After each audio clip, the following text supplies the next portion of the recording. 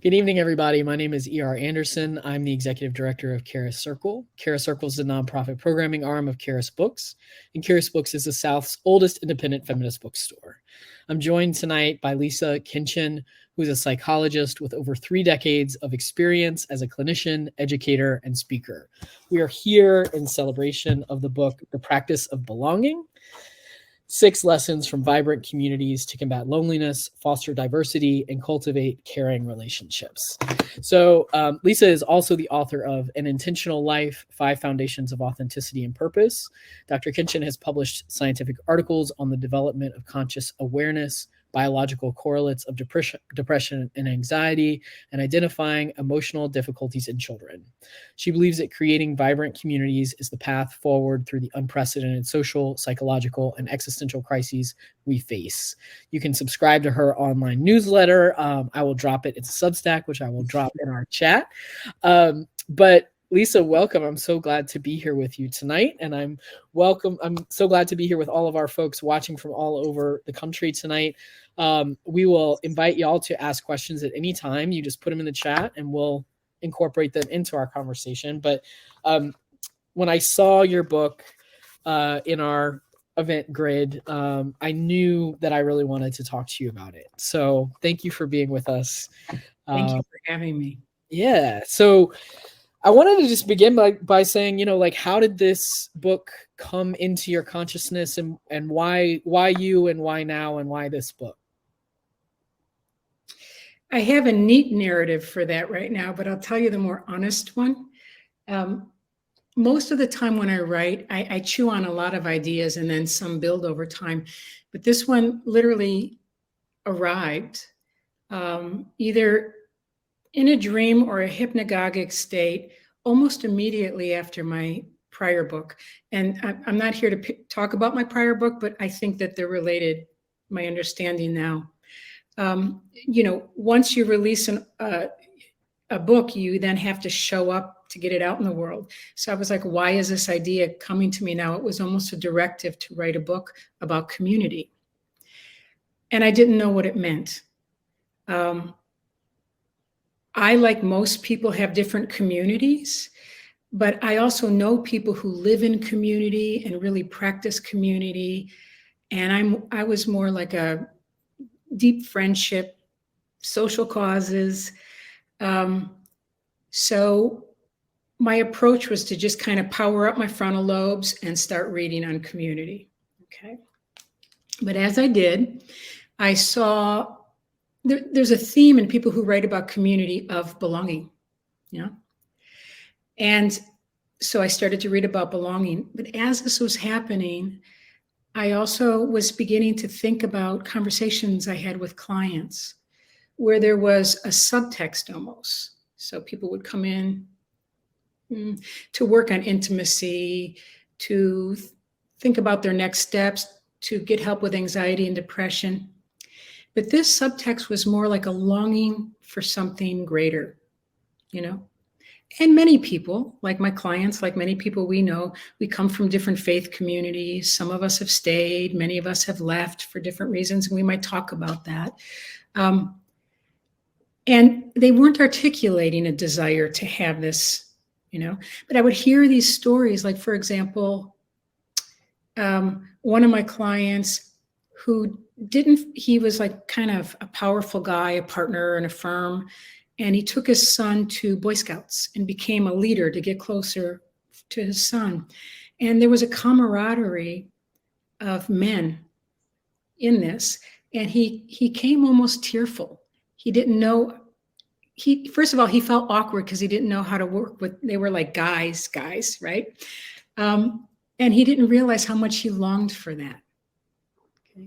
One other example I'm thinking of as I'm talking, it's also maybe both are men, but women also have a longing for a larger community. A client of mine also, was raised Catholic, an Irishman, is no longer Catholic, but his daughter sings in a choir. And the big choirs in New York and most places are communities of faith, right? So he went to watch his daughter, and there turned out to be a peace and justice. I don't know if it was a pastor or a priest. I don't know what denomination. And he had this longing. He told me multiple times that he doesn't want to be part of a church, but he got it that the pastor was calling out for community as a way of kind of working with peace and justice. And so I started to hear these things that were almost spoken about as asides, but they were clearly themes. And I heard them more. I've been a clinician for like over 30 years, so I heard them increasingly so over the years. So that's one piece. Can I just talk a little bit on the data on belonging that I came across? Okay. So the first thing that surprised me is when I went to the psych literature, there was very little data on belonging, which to me is astounding given how important it is, right, as an idea. So I'm just going to talk about just 2 minutes, 3 pieces of belonging data, 2 to show how important it is, how critical it is, and 1 to show why we're in a crisis of it. First piece, the first series of data, school children. Series of studies looked at the best predictors of how well young children do later on in school, how well high schoolers do in school, and how well high schoolers do later on after they get out. And the number 1 variable was whether they feel like they had a social home, whether they felt like they belonged. I'm not going to talk about now, you and I know a lot of that belonging is conditional and painful. So we're going to be talking about healthy belonging. Okay. So I was thinking, my goodness, if we took this data seriously, think about how much money is spent on education. I don't think we'd be spending so much on standardized tests, in my opinion. We'd be spending it on like, how do we reward children, like the popular kids, to bring other kids in? How do we give them the skills to cultivate belonging? That's one area of research. The other is, it was a meta-analysis of 70 smaller studies that made up over 300,000 participants. And it was an epidemiological study, which basically looks at a huge range of data to see what predicts health, both physical health and mental health. And they found that people who reported having a sense of belonging, it had the same positive health correlates as quitting smoking, regular exercise, and a healthy diet combined. And that is extraordinary, you know? Again, think of the resources we put in diets, right? Exercise. So that shows just how central to our health. If we could start using a language of how to collectively belong to each other, I feel like we could save a lot on people going to the doctor, you know? I mean, if we do this over time. One other piece of data, 20,000 sample size, I think, adults, all ages, all walks of life. They found that nearly half reported feeling lonely. This was 2018. This is pre-COVID. You can imagine that it's bumped up since then, yeah? They found that nearly half reported not having meaningful interaction with other human beings on most days. That's extraordinary. So it shows just how crucial belonging is, how I think we don't quite take it seriously enough, and how we're in a crisis of it. I'm not nostalgic for past ways of belonging, because I think that we are in a culture of conditional belonging. Oftentimes when we meet in groups, if people surface differences, it's perceived as, if not a threat to the group, then it makes people uncomfortable. So they distance themselves from it, and they try to talk about the least common denominator. Now, I think it's helpful when there's discord or tension to find out what we have in common, but we have to first surface our differences before we do that. Okay. I've kind of gone off a bit, but so it started out with this sense of write a book on belonging or write a book on community. Why me? I'm not the person to write it. And the reason I'm saying that, and the reason I find it's important, is I have had hundreds of conversations, including you, fortunately now, about community.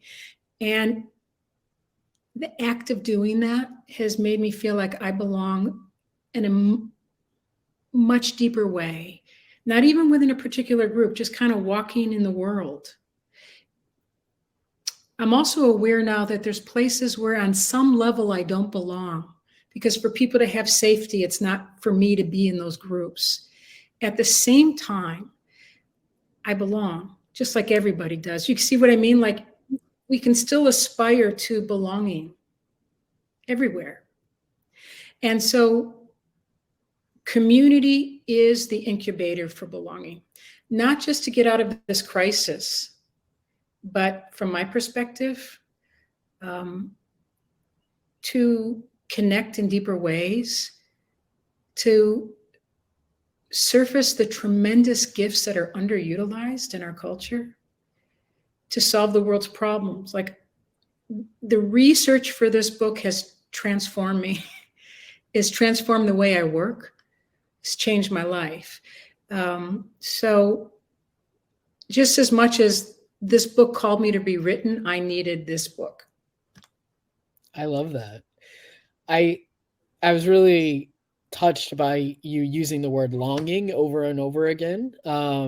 Almost, and I hear our longing even in your description of how you came to this work. It sounds like it served an unmet need in you, right? There was a longing that maybe even you didn't know you had. And I'm wondering about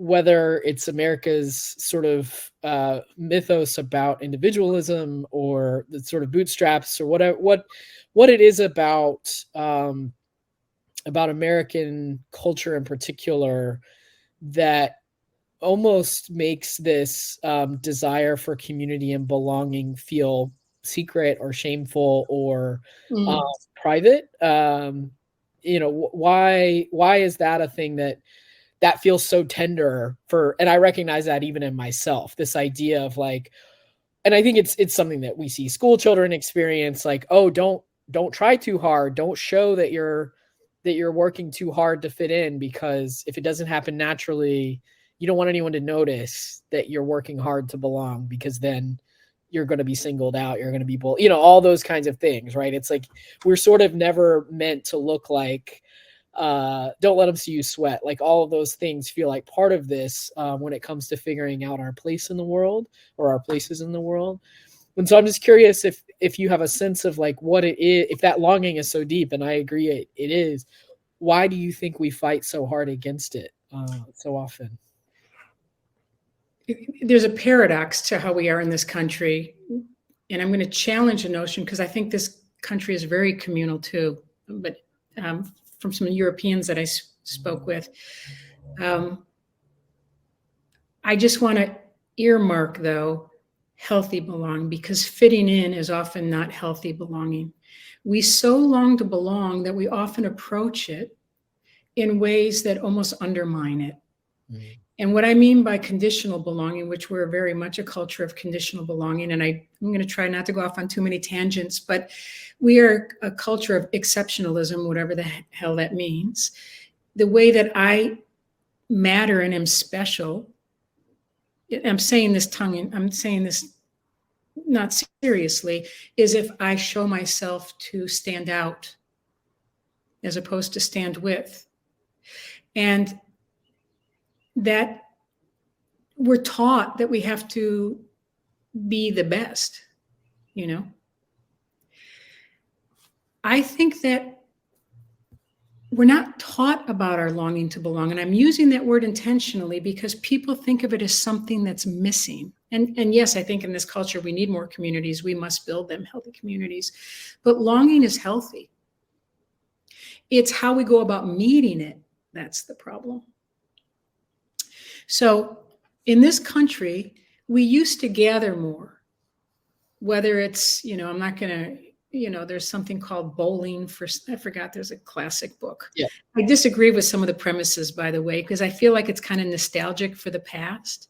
But we used to gather to go to, like, bowling, groups, churches for sure. We've seen that attendance go down, faith communities, but we used to gather in organizations more, and that's dropped off.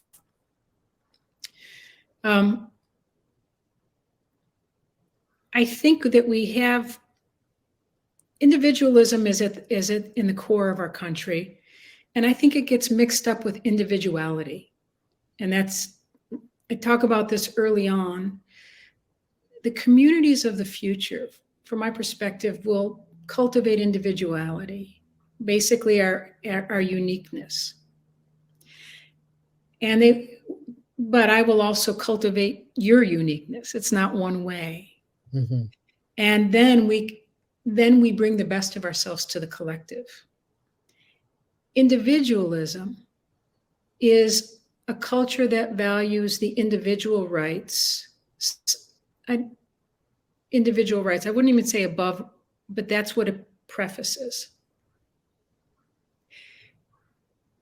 So as a result, even though we might have gathered to bring the, like, proverbial casseroles to people, like we were good as a culture to do that, I actually think capitalism gone awry has gotten in the way of how we used to do that.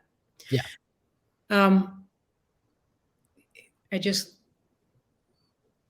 So I think that we've kind of lost our way of being able to plug in, have places to plug in. We need to build them. When you read about these communities, they started out with just like, hey, does anybody want to show up to sing in a choir? And now they can only fit into the largest nationwide arena. So it's because of this longing. Did I answer your question? Because I feel like I went off on a tangent. No, you did, yeah. So I think that distinction between individualism and appreciating individuals, I think that's a really important aspect of this. So we've talked a little bit about some of the qualities of belonging, healthy belonging versus sort of compulsory belonging that requires us to abandon ourselves to fit in, right? Like that's an important distinction. And so you profile a number of different communities in this book, and you've interviewed way more. So that's some of what's on your website that folks can check out. But I want to talk now about what are the six qualities. So I think having you read that section would be really good so folks can get the framework of the book.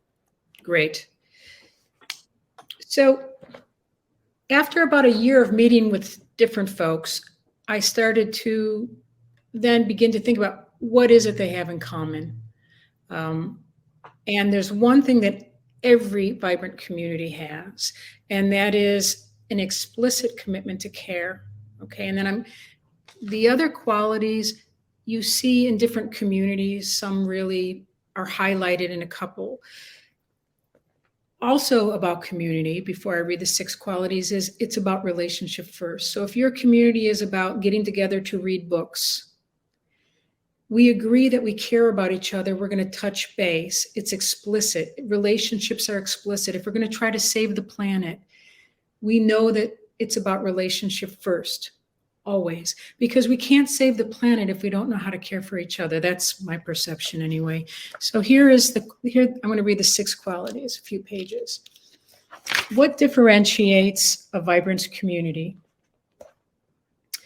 The first quality, explored in chapter 2, is an explicit commitment to care for each other, which is a universal attribute among all vibrant communities. This commitment nurtures a sense of belonging. This quality might seem obvious, but it's not explicit in most established groups and social gatherings, nor is it a given in personal relationships. As with all six qualities, a commitment to care is a verb and not a noun, an active practice that is reflected in our perceptions, thoughts, choices, and actions. The other 5 qualities are valued in all vibrant communities and are practiced to some degree.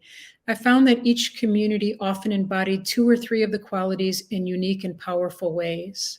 The second quality of vibrant community is acceptance, valuing people for who they are, all that they are, which is essential for fostering authenticity. When we are accepted, we don't have to hide aspects of ourselves, including things that embarrass us or that we may experience as broken. Chapter 3 introduces you to a community that practices radical acceptance, and the members most skilled at community building have themselves known the pain of rejection. The third quality is diversity, valuing it and recognizing that it strengthens the community. Although most vibrant communities welcome diversity and aspire to greater inclusion, they can have difficulty making it a reality. A diverse community cannot happen without making it an explicit priority of the entire group. This is especially true in a well-established community where it's more difficult to make the kinds of changes needed for greater inclusion. Chapter 4 looks at why greater diversity can be so elusive and at strategies communities employ to successfully overcome these challenges. The fourth quality is that vibrant communities have skillful ways to handle their differences that allow them to move beyond tension and conflict toward greater understanding. Sometimes communities need the help of facilitators to structure the dialogue in ways that build trust so they can hold conversations around difficult topics. Chapter 5 offers a model of how groups with a history of conflict shape their dialogues in order to facilitate solutions that create the possibility for future healing and reconciliation. The fifth quality found in vibrant communities is the high value placed on celebration and ritual. Alongside sharing the mundane details of day-to-day life, these communities intentionally create opportunities for meaningful bonding and having fun. Ceremony and ritual are meaningful only because they take place within the context of caring relationships. And the sixth quality is the gift of hospitality, which is the art of welcoming guests. This attribute runs counter to the premium that our consumerist culture places on exclusivity. Vibrant communities put effort into finding creative ways for people outside their membership to meaningfully participate in the experience of community. Chapter 7 gives examples of the ways in which these communities balance extending hospitality to others with respecting their own boundaries. We don't need tremendous resources or large numbers of people joining us to create community that is a positive force for change, both in our personal lives and in the world. Instead of finding the kind of community to which we imagine ourselves belonging, the best approach is to start building community right now in small, meaningful ways. Toward that end, an important question to reflect upon is, how do I bring the qualities of vibrant community into all areas of my life? So one of the things that as a community leader at Charis, I really use this as a checklist. I was like, all right, how are we doing? Which is not framed that way in the book, to be clear. It's not your intent, but I do think there is this can be a guidebook for folks, certainly to reflect, right? We can begin wherever we are. And I felt very heartened, not to pat myself on the back, not to pat Charis on the back, but I was like, right, Charis is in constant struggle with each of these values, right? Like, how are we engaging with each of these lessons? But they were very much top of mind for me. Like, it felt affirming for me to be like, yeah, these are the things that we talk about all the time, and sometimes different language, but they are very much at the core of what we do. And often when we try to explain our work to other people, they're like, but aren't you just a bookstore? Like, like how, and for some of these other communities, aren't they just a choir? Aren't they just a garden? Right. Like, I think one of the things that's interesting in the book is you talk about some intentional communities that are perhaps obvious. Like, well, of course people at L'Arche or at some of these other places that are more centered around intentional concepts of living together and being in community together would share these values. But there are also examples of places where, I'm saying places, a place where people come together, even Right. as temporally, where people make something, and perhaps they didn't even know what they were making at the time, right? And so that feels exciting to me. Like, we don't have to. I think one of the barriers I see a lot at Charis is people say, "Well, I don't have a lot of resources to make something. I don't, I don't own a building, or I don't have money, or I don't have these things." And it's like, what this book suggests is actually we don't have to have much to create places and spaces of belonging. Yes. And that feels very hopeful to me. So I wonder if you could talk a little bit about, what are some of the examples of things that have bubbled up, that are not resource rich in traditional capitalist ways, but maybe are resource rich in other ways. Mm-hmm. I'll give you a couple of examples, and I want to comment on a couple of things you said that I think are important. One is you talk about one thing you struggle with. You're actively engaged with these qualities. That is so important. I use the word grapple because some people hear struggle as like unpleasant. Community can be really hard, and grappling is a beautiful thing. And that's why we need to also come together and celebrate, because it's like the mundane grappling. And why that's important is some folks come together, and if it's not like a kumbaya, and you go hear this choir and you're like, oh my God, there is literally 700 people on the waiting list now. It's like you're crying, I want to be part of that. That can miss the point, even though it's like phenomenal.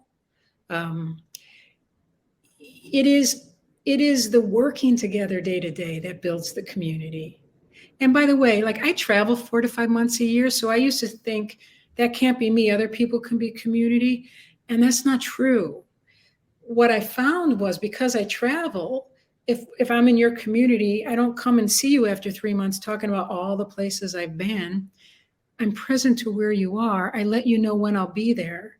So it's important to know that community is difficult, as is anything that is worth living for.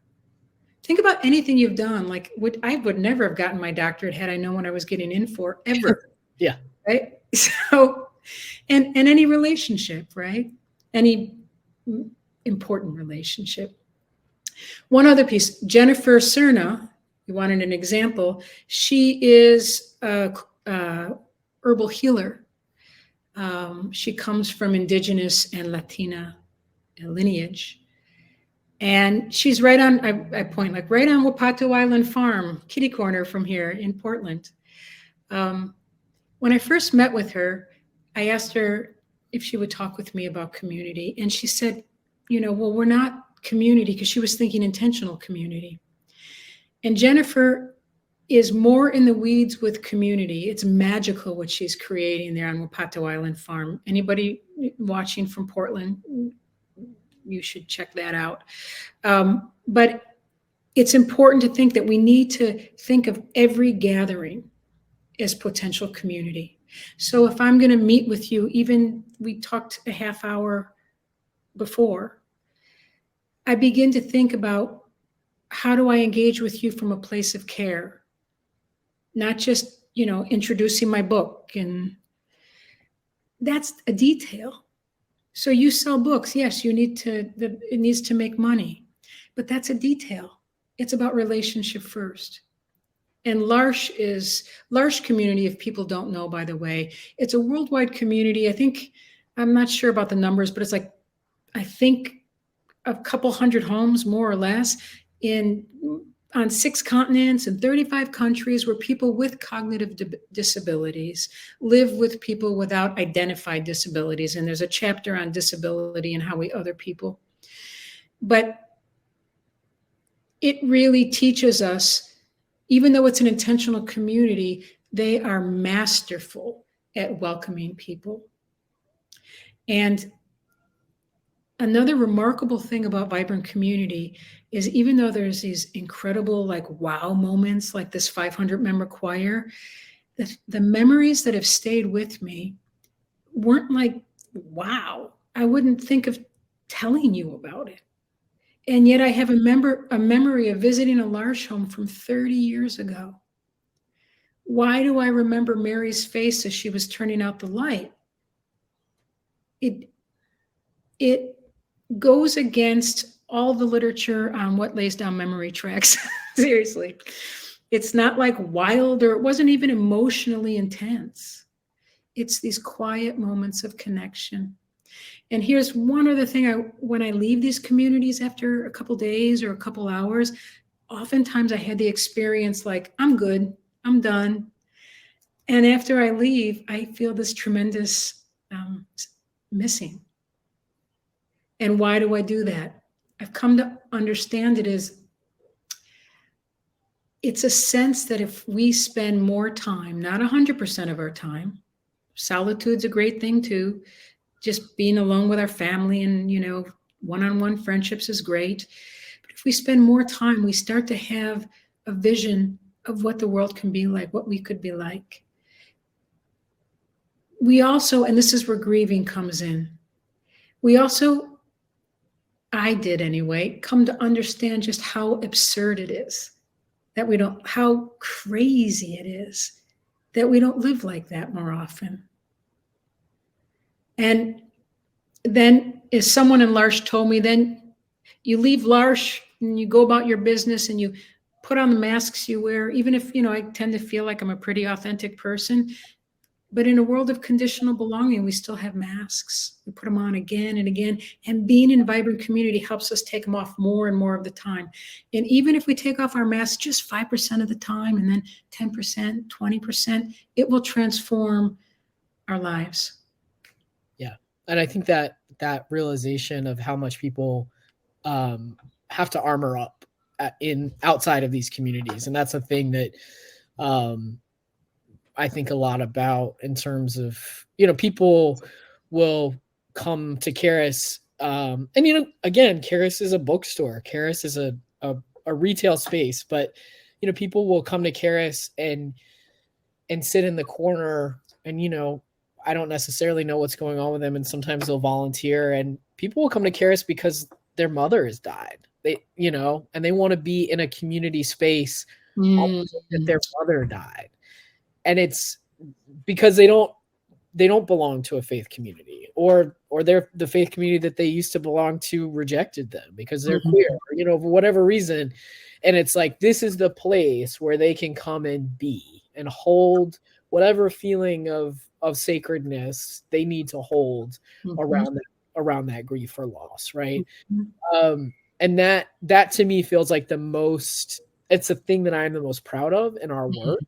And I'm not at all in any way primarily or solely responsible for that, but it is a thing that I'm grateful to have a part of creating, right? It's like, whatever this sort of alchemical thing that so many people over 48 years have put in a little bit of juice or magic around to make someone feel like this is the place I want to go on the day that my mother died.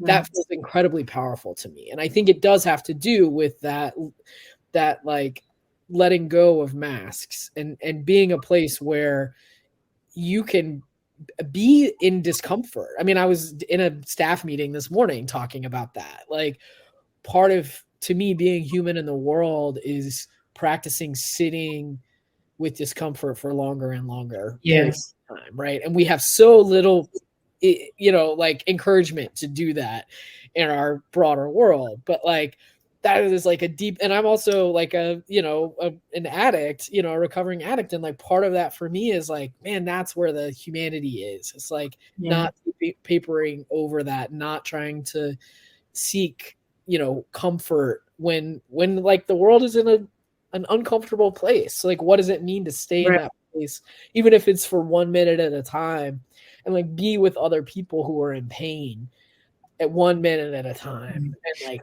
grow our capacity to do that. And so that's a thread that's in here. What is it? And whether that's sitting as white people with the pain of racism and white supremacy, or sitting with the pain of realizing that we live in a deeply ableist culture, or, all these different pains, right? I'm curious about that thread of like, how you experience it, like sitting with discomfort, sitting with pain, sitting with conflict. That all of those things are kind of woven through here. Those are like, and I'm sure we could have like an hour conversation out.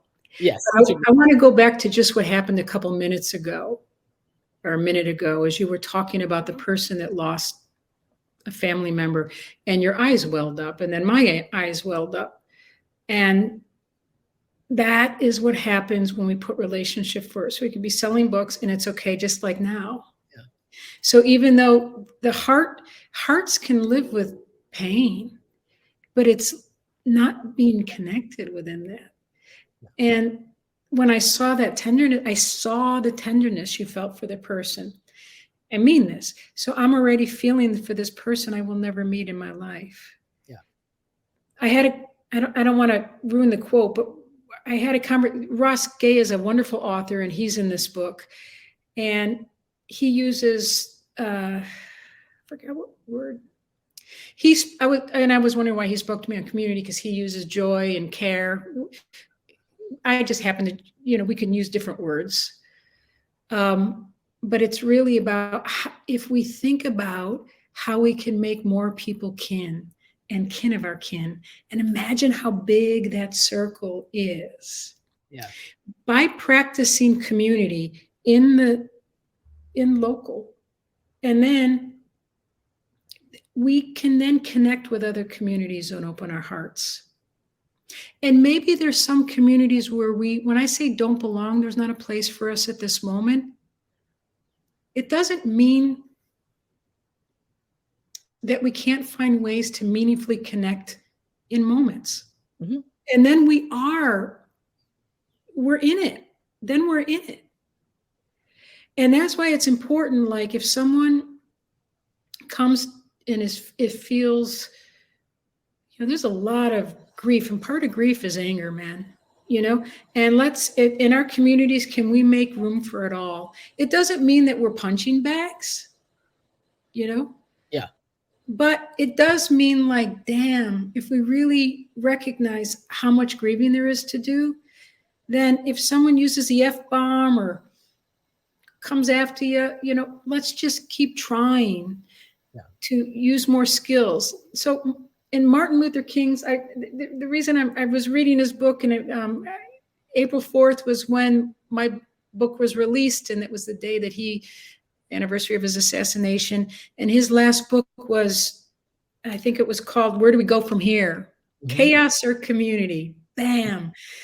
And he was talking about how the civil rights movement was really, I'm sure, by the way, I'm not exactly reflecting his story, but they were really kind of at odds about whether to allow more like liberal white folks into the movement, because sometimes whether they meant to take up space, it could, or maybe they were intimidating to some other people. And so there was really differences on where they belonged in the movement. And Dr. King wrote about that. And he said, like, from my take on it, it almost doesn't matter. Like, there's going to be differences. That's not a problem. Let's just keep experimenting with gathering together. That's what matters. And why that's important is the powers that be want to divide us. And we see ourselves getting played all the time. Even if we don't always, we can get triggered. Whenever we feel separate, whenever we're upset, I'm going to use an analogy. When I had like far fewer material resources, I had a Buddhist teacher who said, every time there's fear around having enough, that's when you practice generosity. So whenever I'd be afraid of, like, not having much money, I would give it away. And it's the same when we feel separate. That's the time to double down on solidarity. and it will heal. It will heal. We don't have to do it skillfully. Just keep trying, you know? Well, and I think that's a thing I hear. It is not only young people, but I do hear it more from young people, just anecdotally, like the fear of doing it wrong. And so not doing it at all. This paralysis around, I want to be in community, but I don't know where to begin. And so I don't even know. I don't know where I'm going to go. I don't know how I'm going to do this. And so it's this, I often experience younger people showing up and saying, I'm here, but I don't know, like this isn't lining up with what I thought it was going to be. And I'm afraid. And I think that vulnerability of even saying I'm here and I'm afraid, but I'm still here, that's powerful and that's great. So I'm not denigrating that, but I see it as I don't know, this fear of I don't want to do it unless I do it right. Right. How do we unlearn that Right. and practice being with because I think there's this genuine fear of like, I don't want to F up and then have people yell at me. I don't want, those kinds of things. How do we move through that knowing like, yeah, you are going to mess up. Someone will yell at you at some point in your life. And that is actually a part of being human and being in this practice of belonging, actually. Mhm. Like Mhm. belonging does not mean that no one is ever mad at you and no one ever yells at you. It doesn't mean we take bullshit either. Like that there is a boundariness that we have to learn as we grow and, as we age. But I'm just wondering about that. Like people, Yeah. I think sometimes have this imagined idea of the kumbaya idea, Yeah. Well, also, it's interesting too, because even beyond like this kind of conflict, boom, there are some kind of groups. One woman speaks to it as like some communities are all about the conflict and they don't know like how to hold tension skillfully. And other people, we won't like stereotype anybody, are about no conflict. So they're all good at like analyzing and saying things. But as soon as there's conflict, it's like zing, Yeah. One piece though is here's the truth. Many of us, if not most of us, even if we're skilled listeners, all of us can do better at listening. So a lot of people want something like wow in a community, but like, are you willing to go and just be awkward and to show up again? And it doesn't mean there's not room for you, but it's cool to just sit back and just listen and listen more and listen more. Everybody has a seat at the table, but there's something beautiful about awkwardness from my perspective. And I show up places like think about, the, the, the justice movements. The behind the scenes were like, 3 or 4 people showing up, one sexy. Yes. And it's about showing up again and again. And that's why we're trying to hold those people up, those stories, because we also kept like the 2 Justins that we're seeing right now, like amazing in Nashville. It's important to see like when someone, and I hope may there be more of a place for them, because I think leaders aren't often elected, but we're graced with them. And I see too that we're potentially just graced with in Nashville. But what we need not to do is look for them to lead us. Right. Sometimes people step in as figures when we need them to articulate what all of this is happening. But it's all part of the same body. So it's not just leaders that sometimes we get angry at leaders when we feel like it's hierarchical and, and there's been a problem, but think about how we create hierarchy. The answer is not to have just a leader that looks different or talks different, maybe more like us, but it's still hierarchy. It's about how do we participate? So if someone doesn't know how to do it well, then just hang out and watch. Be okay with being vulnerable. Also find ways that you might talk to folks and listen. I hope in our communities, though, to have vibrant community, all of us need to learn, and I don't know why we're not teaching kids this from kindergarten, skillful listening, because it's a joy to listen. As a clinician, I can't tell you how many people maybe having a drink at a bar or something. I get this cliche, like, I don't know how you can listen to people like talking at all day. You know, you've heard maybe something like that. People don't talk at me. No.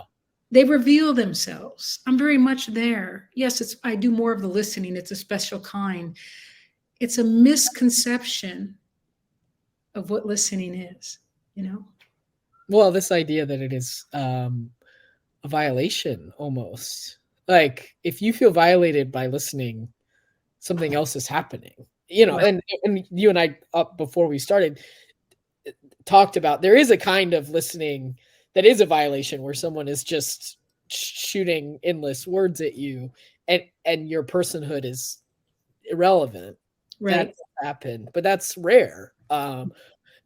You know, or it should be rare, you know, and that's something else is usually going on if that's the case. Right. But I think real listening is a gift, and it's about witnessing, and it's about being having the opportunity to really, there's a trust implicit in that, right? Like that someone is asking you to witness them, and Mhm. and what a gift that is. I mean, I try to, even on my worst, most tired days, I try to remember like someone is inviting me into this. And even if they're not even conscious, that's what they're doing. That is special and that is rare. Right.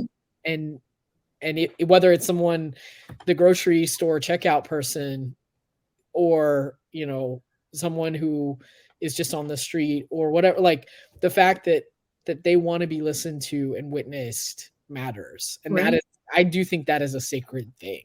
And Right. turn, And when we turn away from that, we're denying that right. ourselves. And to me, that is disastrous to turn Right. away from that again and And again. some people often talk at, but I see that when they do, they're not listening to themselves either. So it's when you give presence to someone that then you can drop down into yourself. So I do think just, you know, but I think of like schools, and please hold this lightly because I'm not talking calling out debate teams. But like that is listening so I can take what you're saying and argue and make the best case. What about listening to better understand and also wanting you to do the same for me? It's not one way. I have this a friend, Wade. He's home. I use the word homeless, and I want to just because I have a firm belief that it's not about a house. Home is much. So I understand people that say homeless or houseless, but homeless is what it feels right for me.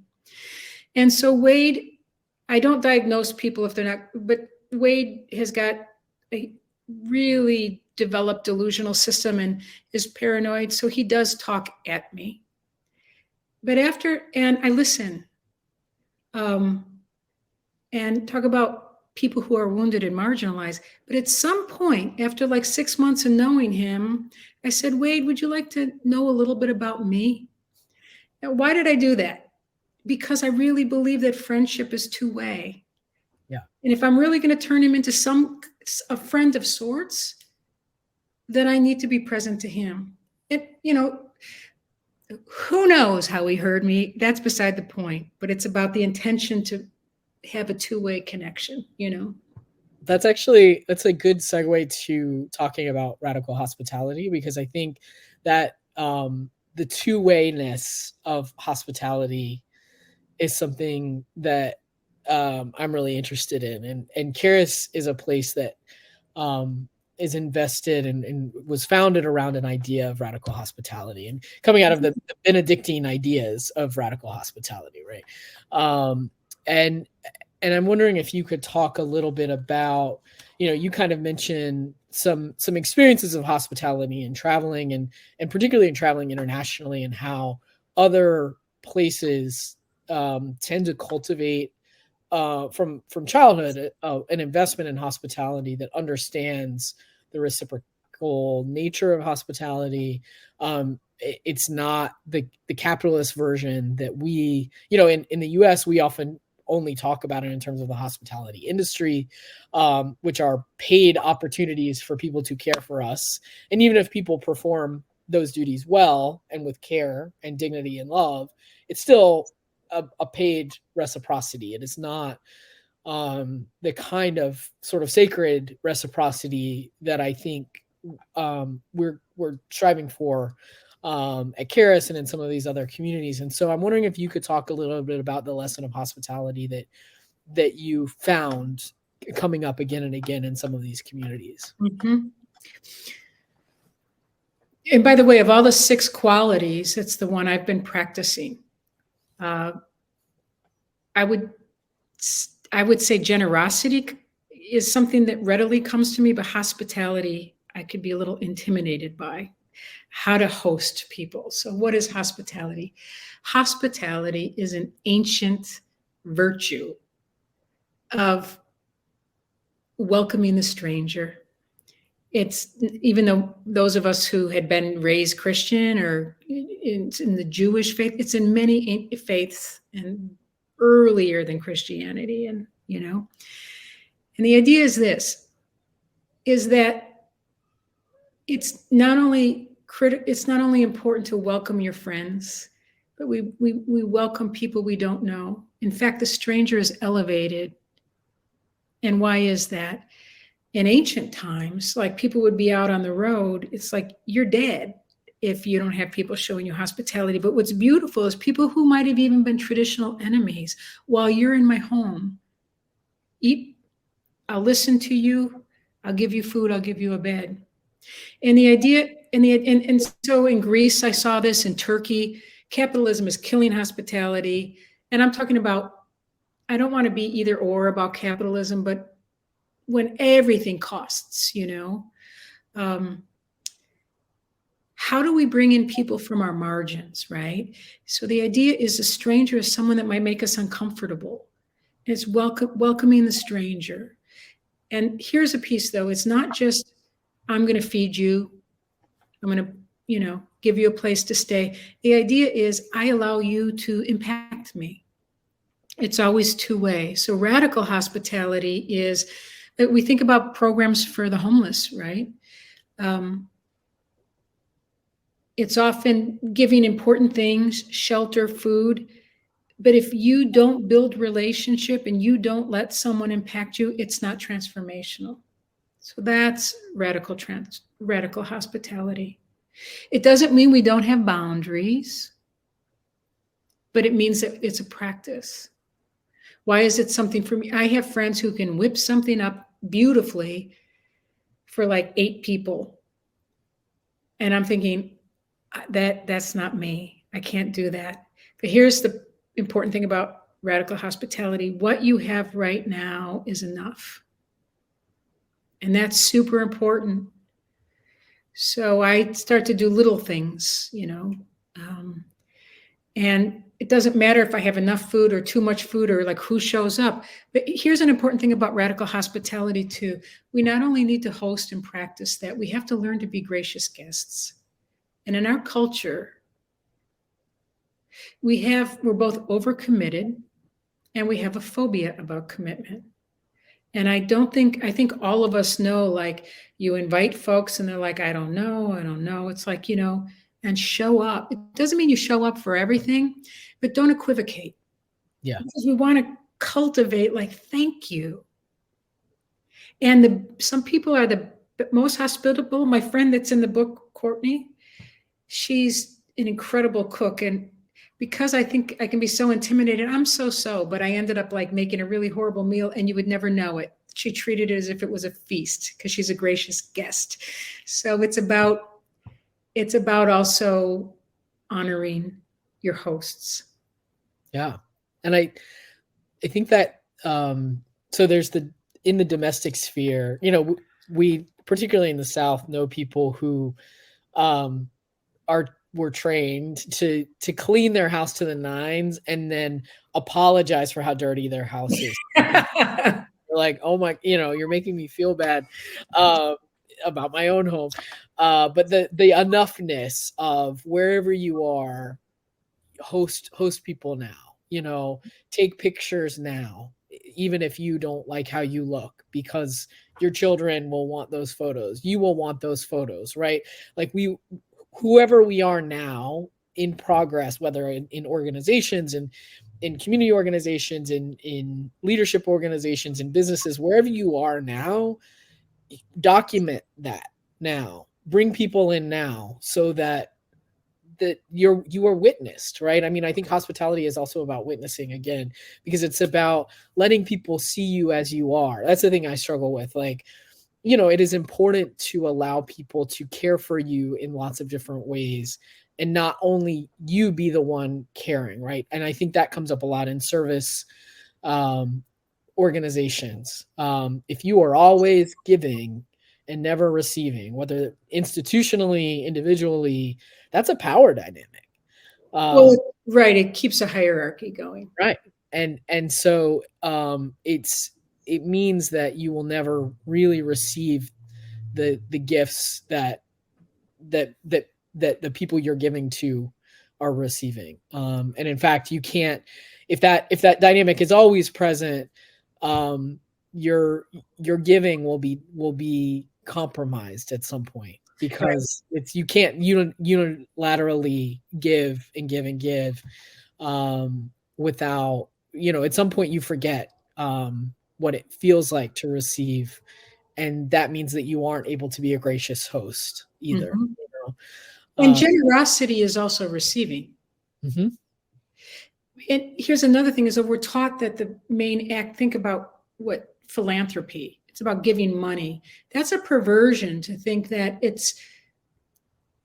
we deify money as what to give. So someone might feel like, this is all I have. Damn, what a mistake. Like if someone makes something beautiful or gives you a shell, like I just had this moment. I worked at a food pantry where somebody brought painted rocks, and they were embarrassed by getting food. So they said, I brought you a painted rock, to everybody that was kind of giving out food. And the woman, not knowingly, said, no, thank you. This is what we want to do. And she refused his painted rock. And I was like, oh, you could tell he was a little embarrassed in receiving the food. And it wasn't just not an act of graciousness, but to not see that as a gift. Yeah. I feel for her. Yeah. So we are coming up on our time, and I know you and I could keep, ripping on this for a long time, but I want to think about, we obviously, it's almost cliche at this point to talk about the ways that COVID has made gathering hard and connecting hard, and were many folks who already were existing at the margins are even more marginalized. So I imagine folks are accessing this event and watching this event and thinking through, their own loneliness, their own desire to connect, and wondering like, okay, I'm looking at these six lessons, right? And I'm wondering, all right, if there's one or two small ways I can begin practicing them in my life today, tomorrow, where do you suggest folks who are longing for connection and for belonging, where do you suggest they start practicing some of these lessons? And this is for everybody. Like we talk about loneliness, but everybody wants to connect in a more deep, So I kind of was torn. I didn't put exercises at the end of this book, which a lot of folks like. And the reason I didn't was because it's kind of like how to live in a radically different platform. It almost needs to come from us. It doesn't mean that suggesting do this, do that, but sometimes there's a reason why we're given suggestions and we don't really follow up. They become practices. So here's a concrete suggestion. Read the book and see what speaks to you. And so the practice of care that everyone can practice. Am I showing care in how I talk to who I love?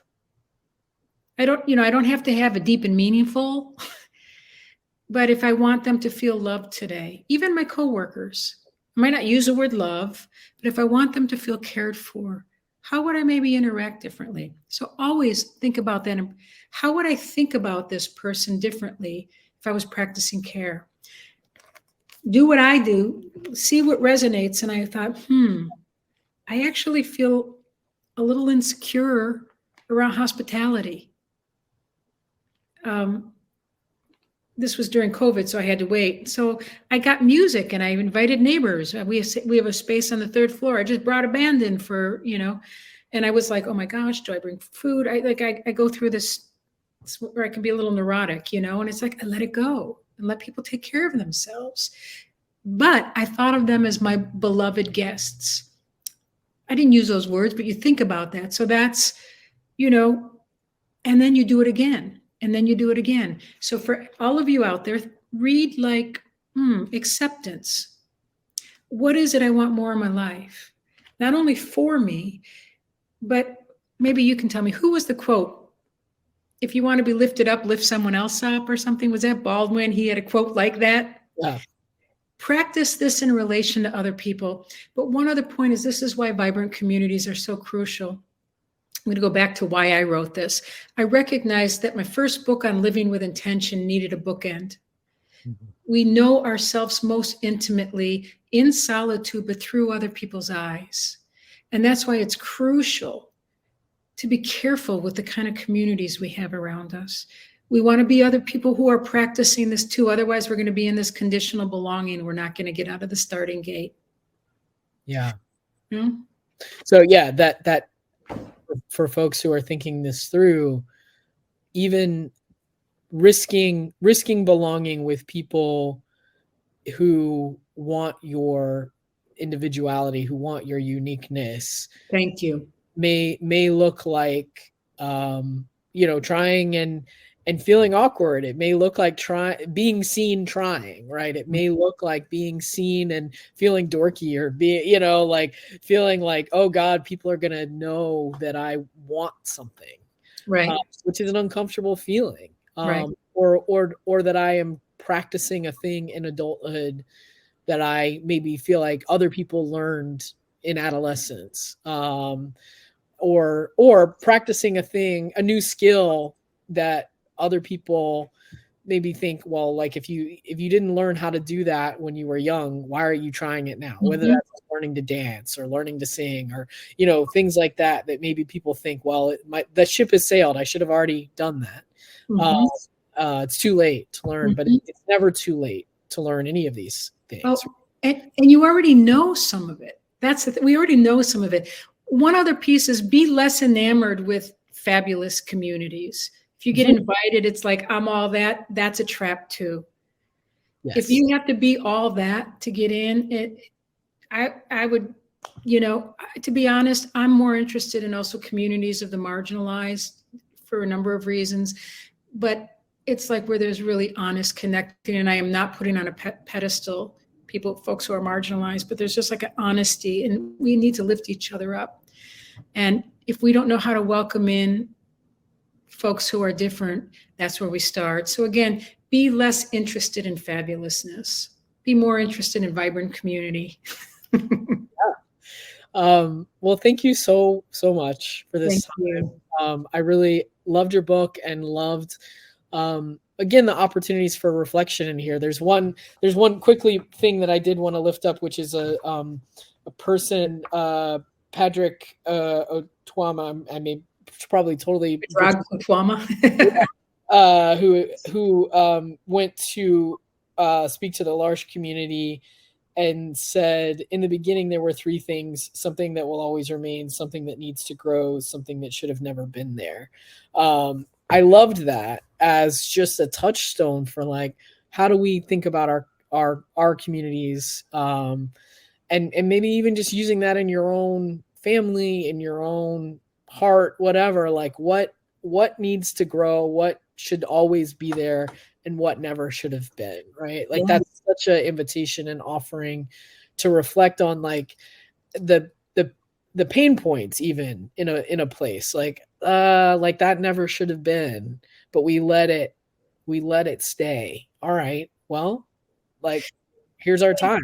dig this out, you know? Thank you. In our communities, even beautiful, vibrant communities, there are things that should never have been. And if we want to just throw under the bus an entire community over years because of a case of abuse, we're going to miss out on the lesson. How do we learn to not have this happen in our communities? Right. So thank you for saying that. It's like we all have wounds in our communities. A vibrant community 20 years ago would not be vibrant today. And our vibrant community today is not going to be vibrant 20 years from now. And that's okay. Yeah.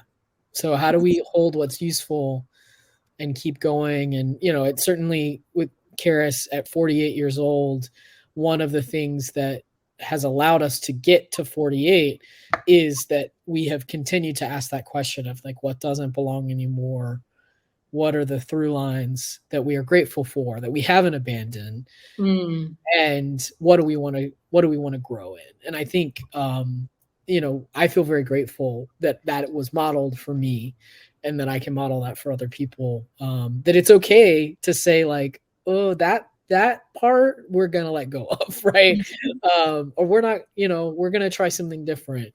But this part, man, aren't we lucky that we've gotten to carry this forward, and we're going to keep carrying this part forward. So even if that's a thing, I think so many people are struggling within their families of origin, you know, doing that practice in your family of origin or your chosen family and saying like, yeah, these are people I really love and really value, but we're not going to do this part anymore. Like, we're not going to pass this on to our kids or our, you know, chosen kids, you know, like we don't have to do that. I think that's a really powerful opportunity for growth. Like we are as defined by what we choose to not carry forward as we are by the things that we choose to sort of ritualize and venerate. So Absolutely. I love that invitation. So folks, you are going to want to read this book. We certainly do appreciate it when you buy it from Charis. So you can click the teal button at the bottom of the screen to buy The Practice of Belonging from Charis. You can also buy Lisa's previous work from Charis. You can also, of course, request this book from your local library. We really do encourage that. Certainly buy a copy for a friend, pass it on. There are many, many ways to engage with this work. And I said that I was going to put in the chat your place to subscribe to your newsletter. So let me do this right now. And is there anything else you want to shout out in terms of upcoming work or any other places you're going to be that you want folks to meet up with you in person, or upcoming readings or anything like that you want to shout out? It'll be on Instagram. Yeah, more conversations like this. Cool. So also, I'm wanting to come to Atlanta again and come to Charis. It's very exciting. All like my beloved bookstores, feminist bookstores in New York went out of business like in the 90s that I was raised on, you know. Well, Charis is here, and we would love to have you, and you and I will keep talking. But I'm so grateful for this time with you. And I'm so grateful for you distilling these principles that I was like, yep. Like this is it. You've gotten to the heart of it. So thank you for your work, and thank you for your time. Thank you, Air. Take care. Good night, everyone. Bye-bye.